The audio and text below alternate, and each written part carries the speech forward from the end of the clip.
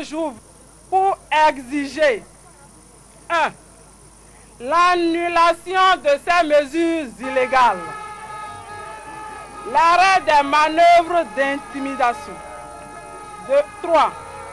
Le paiement immédiat et sans délai des salaires des mois de novembre et décembre 2010 aux agents du centre hospitalier départemental du Borgou à Libori. En réponse à la motion de protestation des manifestants, le directeur du CHD Borgou a émis tout simplement un souhait. Tout ce que je peux souhaiter, c'est que le mauvais vent qui a soufflé sur les centres hospitaliers du Bénin en 2010, que ce mauvais vent soit emporté par 2010 et qu'en 2011, nous parlons un nouveau langage, un même langage.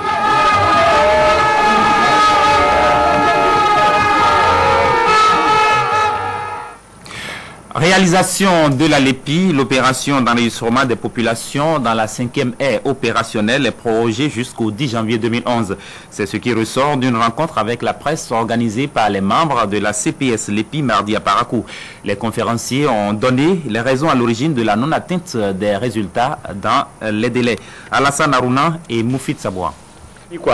Après 20 jours d'enregistrement, 66,15%. Gogounou, 72,01% dans la Libori et 74,03% dans le Borgou. C'est le taux d'enregistrement biométrique des populations à la date du 28 décembre dans le cadre de la 3e phase de réalisation de la LEPI.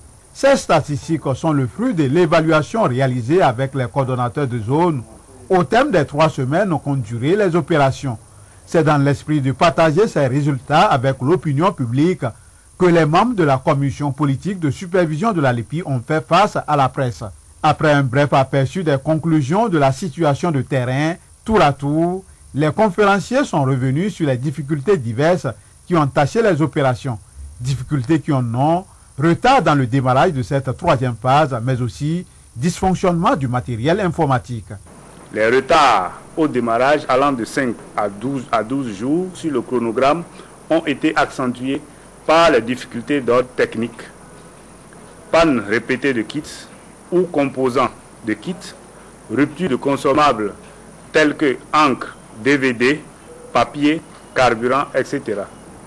Tout ceci a créé d'énormes désagréments que la CPS et la Mérena se sont efforcées de corriger au fur et à mesure, peut-être pas toujours à la hauteur de l'engouement affiché par la population pressée de se voir enregistrée.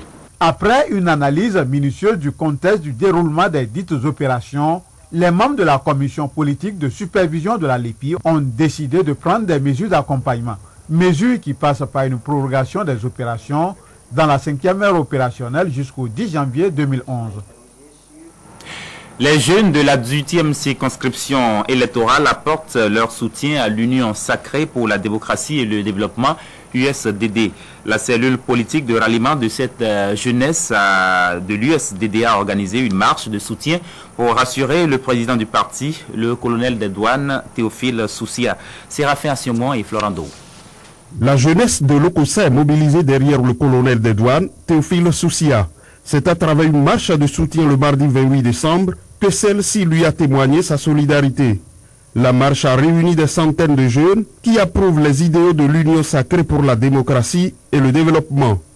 Nous, jeunes de la 18e circonscription électorale, réunis au sein de la cellule politique de ralliement à l'Union sacrée pour la démocratie et le développement, affirmons notre appartenance et notre adhésion aux idéaux de l'USDD et de son président, le colonel Théophile Soussia. À quelques 3 mois des prochaines échéances électorales, la jeunesse de la 18e circonscription électorale, réunie au sein de la cellule politique de ralliement à l'USDD, se fixe un objectif précis.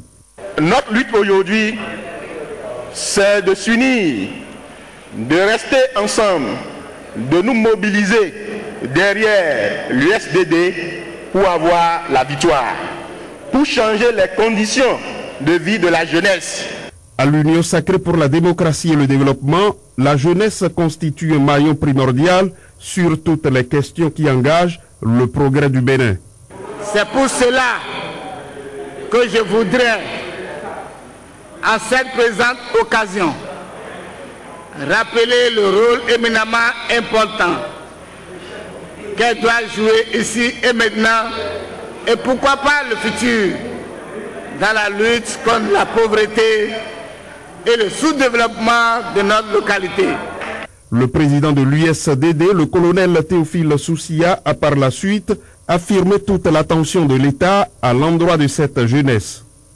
Je peux vous rassurer que le gouvernement du docteur Yahi Boni, qui a beaucoup fait pour la jeunesse béninoise et qui continue d'en faire, ne ménagera aucun effort pour soutenir la jeunesse de la commune de Lokossa et ses environs.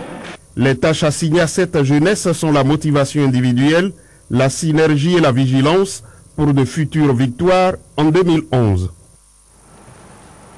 Un nouveau parti sur la scène politique nationale, il s'agit de l'UDDB, Union pour la démocratie et le développement du Bénin. Les travaux ayant consacré son congrès constitutif se sont déroulés le week-end dernier au Centre des Jeunes et Loisirs de Boukoumbe. Vendredi 24 décembre, c'est une date repère à inscrire dans les annales de l'histoire politique de la commune de Boukoumbe. C'est ce jour, en effet, que Pierre Nanten Toti et les siens ont porté sur les fonds baptismaux l'UDDB, l'Union pour la démocratie et le développement du Bénin. C'est un nouveau venu dans le paysage politique national, un parti qui porte le sceau du tout premier dans la cité des Tatas. L'initiative qui vient combler un vide est fortement saluée par les sages de la commune. Nous attendons que ce parti grandisse en nombre, en qualité, en effectif, et qu'il présente un programme qui permette justement d'apporter un plus puisqu'il s'agit d'un parti pour le développement. Bien, nous appelons tous les fils et du Bénin et de Boukoumbe en particulier pour qu'ils accompagnent ce nouveau parti qui vient de naître et qui nous promet qu'il ne sera pas un parti de plus. L'UDDB annonce qu'elle n'est pas née pour faire de la figuration dans l'arène politique nationale. Notre projet de société rêve de faire de notre cher et beau pays, le Bénin, notre commune Boukoumbe, un pays, une commune développée à tous les niveaux économiques, politiques, social, culturel, j'en passe. Notre parti, le parti de l'Union démocratique pour le développement du Bénin, n'est pas un parti de plus. Ce nouveau-né du paysage politique, loin d'allonger la liste des partis existants, est né pour combler un vide. Notons que c'est la maison des jeunes de la localité qui a servi de cadre aux travaux du congrès constitutif, occasion de découvrir les talents musicaux de la commune. Un dîner-débat a réuni mardi à Cotonou les membres du réseau des diplômés béninois en gestion de la politique économique, placé sous le thème 50 ans d'indépendance du Bénin, progrès enregistrés et réformes engagées pour son véritable développement. Ce dîner a permis aux économistes d'échanger sur les mesures à prendre par le Bénin pour passer de l'étape de pays pauvres à celle de pays émergents. Geoffroy Messan est juste en dessous. C'est autour de plats gastronomiques que se sont réunis ce mardi les diplômés en gestion de la politique économique. Un rassemblement destiné à la fois au régal des papilles gustatives, mais aussi et surtout pour débattre des progrès enregistrés par le Bénin durant les 50 dernières années et des perspectives. Nous, les diplômés béninois en gestion de la politique économique, nous menons des actions pour mener des réflexions pouvant aider les dirigeants à prendre des décisions et à lever les nouveaux défis que nous constatons. Au menu des échanges, 3 communications. La première relative à la présentation du programme de formation en gestion de la politique économique GPE. Une formation basée à l'université de Cocody en Côte d'Ivoire qui depuis son lancement en 1998 a déjà mis sur le marché 379 économistes dont 29 béninois. La deuxième portant sur la différence entre un pays pauvre et un pays riche a permis de situer les uns et les autres sur le critère de distinction de ces deux types de pays. Et si vous avez un revenu par habitant élevé, eh bien vous êtes un pays riche ou développé. Et les pays en développement sont des pays qui ont un revenu par habitant généralement inférieur au niveau des pays développés.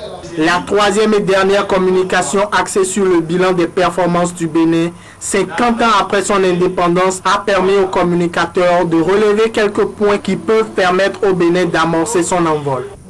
Dans le premier temps, on doit approfondir des réformes hardies dans 4 secteurs fondamentaux, à savoir l'éducation, les infrastructures, l'économie et les finances. Et de façon spéciale, l'accent doit être mis également sur la mise en œuvre des réformes. Présent à ce dîner au titre de parrain, le professeur Géraud Amoussouga, ancien doyen de la faculté des sciences économiques et de gestion de l'université d'Abomey-Calavi et président de la cellule d'analyse économique à la présidence de la République du Bénin, a par la qualité de ses interventions contribué au débat qui a suivi les différentes communications. À l'appel du chef suprême de la congrégation Tron au Bénin, les dignitaires et autres adeptes de ce culte au plan national et sous-régional se sont retrouvés à Tiakpe-Kodji dans l'arrondissement de Gapé-Aouida pour 4 jours de rites sacramentels. Des retrouvailles pour consacrer la continuité des œuvres de feu Defodji Tchédji Tiakpe Ier, grand prêtre du culte par son héritier Roland Darefa. C'est une coutume pour les adeptes de la divinité Tron commun et ses forces tranquilles. Ils sont venus du Bénin, d'Afrique et d'Europe pour commémorer autour du Mounongan à Gbegbe-Guindéou l'édition 2010 de la fête de la lumière. Au cours de cette fête, qui a duré toute la nuit du mardi, les fidèles de Vodun Tron ont prié pour une stabilité dans tous les secteurs de la vie et surtout pour la paix au Bénin en cette veille des prochaines joutes électorales. Vodun mewakatoe ton ko peto gawe ton da bu mewe radio to nawi nous beto petime e wa enrevio numbio mobi. Là où il y a l'erreur, que vous mettiez la vérité. Là où il y a des espoirs, que vous mettiez l'expérience. Là où il y a de la tristesse, que vous mettiez la joie. Et à comme tout le monde va dire, ah ben oui, toi.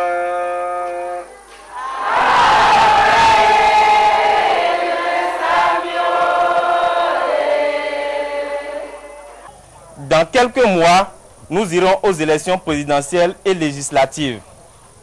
Pour cela, cette fête est particulièrement placée sous le signe de la paix, l'amour, la tolérance. Je profite de cette opportunité pour demander à Tron de germer davantage dans le cœur de toutes les autorités de ce pays, en commençant par son Excellence le Dr Thomas Boni Yahi, le président de l'Assemblée nationale, les présidents de toutes les institutions et responsables à divers niveaux, la paix, l'amour. Ces retrouvailles annuelles des adeptes de la divinité Tron commun et ses forces tranquilles se déclinent en plusieurs étapes. D'abord la moisson en matinée, ensuite la retraite au flambeau ici au temple de Tron. Suivra la procession d'entrée, les prières kabbalistiques, les bénédictions, le détour devant le Hounongan